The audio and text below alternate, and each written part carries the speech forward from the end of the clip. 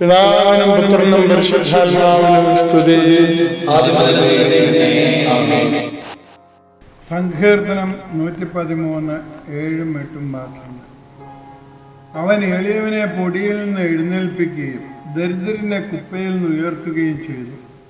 പ്രഭുക്കന്മാരോട് തൻ്റെ ജനത്തിൻ്റെ പ്രഭുക്കന്മാരോട് തന്നെ ഇരുത്തുന്നു.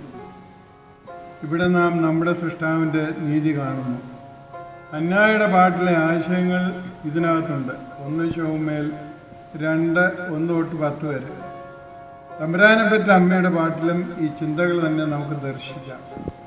ഞായറാഴ്ച നാം ചിന്തിച്ചതുപോലെ എല്ലാവരും നിന്ദിക്കുകയും പുച്ഛിക്കുകയും ചെയ്യുന്ന വന്ധ്യകൾക്ക് മക്കളെ നൽകുകയും മനുഷ്യന്റെ ബാഹ്യനേത്രം കൊണ്ട് അളക്കാൻ പറ്റാത്തതിന് അപ്പുറം പാർശ്വവൽക്കരിക്കപ്പെട്ടവരെ ഉയർത്തുന്നവനുമാണ്. ഈ സങ്കീർത്തന പശ്ചാത്തലം ചിന്തിക്കുമ്പോൾ യഹൂദന്മാർ പ്രവാസത്തിൽ കഴിഞ്ഞ കാലത്ത് അന്യം നിന്ന് പോകും എന്ന് കരുതിയ കാലത്താണ് അവരെ വിടുവിച്ചത്. ദൈവം തൻ്റെ മക്കളെ ശിക്ഷിക്കുകയും ശാസിക്കുകയും നേർവഴി നടത്തുകയും ചെയ്തു. നേർവഴി പറഞ്ഞ് കൊടുക്കുമ്പോൾ അവരതിലൂടെ ചരിക്കുകയും ചെയ്താൽ അവരെ ഉയർത്തുകയും ചെയ്യും. ഈ അവസരത്തിൽ നമ്മുടെ ചിന്തയിൽ കടന്നു വരേണ്ടത് 2 ഉപമകളാണ്. മുടിയൻ പുത്രൻ്റെ ഉപമയിൽ അവൻ്റെ തിരിഞ്ഞോട്ടം അനുഗ്രഹമായി തീർന്നു. അതേസമയം ധനവാന്റെയും ലാസറിൻ്റെയും കഥയിൽ ധനവാന്റെ തിരിഞ്ഞോട്ടത്തിന് ഫലം ലഭിക്കാതെ വരുന്നു. ഏതിനും ഒരു അതിരുണ്ട്. നാം തിരിഞ്ഞു നോക്കേണ്ട സമയത്ത് തന്നെ തിരിഞ്ഞു നോക്കണം. മഹത്വത്തിലും ഔന്നത്യത്തിലും വിരാജിക്കുന്നവനായ നമ്മുടെ സൃഷ്ടികർത്താവ് എളിയവരായ നമ്മുടെ ബലഹീനാവസ്ഥയെ കരുണയോടെ നോക്കി കാണുന്നവനാണ്. മനുഷ്യാവതാരത്തിൻ്റെ സംക്ഷിപ്തം തന്നെ അതാണ്.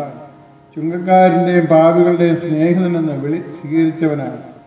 മീൻപിടുത്തക്കാരെയും ചുങ്കക്കാരെയും കൂടെ കൂട്ടിയവനാണ്. നമ്മുടെ വ്യക്തി ജീവിതത്തിലേക്ക് തിരിഞ്ഞു നോക്കിയാൽ നമുക്കിത് വ്യക്തമാകും. രാഷ്ട്രീയമായാലും ആത്മീയമായാലും നീതിന്യായ നടപടികളായാലും സൃഷ്ടാവിൻ്റെ കരവിരുത് ശ്രദ്ധേയമാണ്. അത് ശ്രദ്ധിക്കാതെ പോകുന്നതാണ് വ്യക്തിയുടെയും സമൂഹത്തിൻ്റെയും സഭയുടെയും തകർച്ചയ്ക്ക് കാരണമാകുന്നത്. അതിനുദാഹരണമാണ് അധികം വിദ്യാഭ്യാസമില്ലാതിരുന്ന കാമരാജ് മുഖ്യമന്ത്രിയായിരുന്നു. ദാരിദ്ര്യത്തിൽ വളർന്നു വന്ന ലാൽ ബഹദൂർ ശാസ്ത്രി നമ്മുടെ രാഷ്ട്രത്തിൻ്റെ ഭരണതലത്തിൽ ഔന്നത്യത്തിലെത്തിയത്. ഏറ്റവും ശ്രേഷ്ഠമായ മുഗൾ കുടുംബത്തിലെ പിൻതലമുറക്കാരനായ മിർസ അഹ്മദ് ഉദ്ദീൻ കഷ്ടപ്പാടിൽ 60 വയസ്സ് വരെ ജീവിച്ചെങ്കിലും 1975 അവിടെ നിന്ന് വിടുതൽ പ്രാപിക്കുവാൻ ഇടവന്നതും ഇത് നമ്മുടെ ജീവിതത്തിലും ചിന്തയിലും ഉണ്ടായിരിക്കേണ്ടതാണ്. നമുക്ക് പ്രാർത്ഥിക്കാം.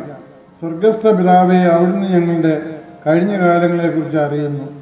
ഇപ്പോൾ ഉള്ള ജീവിതത്തെ അവിടുന്ന് നിയന്ത്രിക്കുന്നു. ഭാവിയും അങ്ങേക്ക് മറവായിരിക്കുന്നില്ലല്ലോ.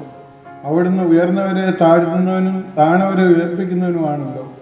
ഗോത്രപിതാവായ അബ്രഹാമിനോട് അവിടുന്ന് കൽപ്പിച്ചതുപോലെ അവിടുന്ന് കാണിക്കുന്ന ദേശത്തേക്ക്, വഴിയിലേക്ക്, ചുമതലയിലേക്ക് യാതൊരു പ്രവൃത്തിയും കൂടാതെ നിന്റെ കൃപയിൽ ജീവിപ്പാൻ ഞങ്ങളെ ശക്തിപ്പെടുത്തണമേ. പുത്രത്ര പരിശുദ്ധാത്മാവായ ദൈവത്തിന്റെ കൃപ അനുഗ്രഹങ്ങളും നാം എല്ലാവരുടെ മേലും സദാ വർദ്ധിച്ചിരിക്കുമാറാകട്ടെ.